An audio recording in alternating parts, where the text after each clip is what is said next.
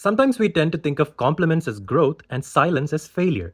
It took me a long time to realize that's not the case always. It's wild how our brains will let strangers on the internet decide if we did a good job.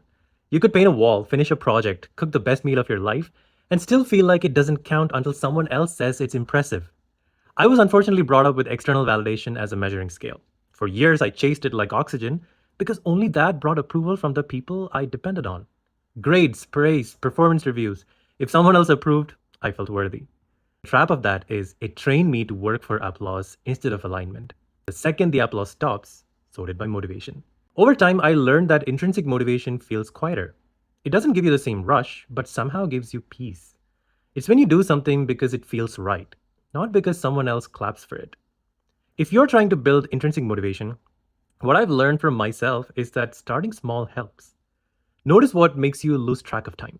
Notice what still feels satisfying when nobody's around. Notice the stuff you do even if you couldn't tell anyone after. That's probably where your intrinsic motivation lives. I'm still a work in progress. I'll tell you what I keep discovering. The irony is that the more I stopped chasing validation, the more my work started to be noticed. If only we could go back in time. Be gentle with yourself. What's one thing you're proud of, even if nobody noticed?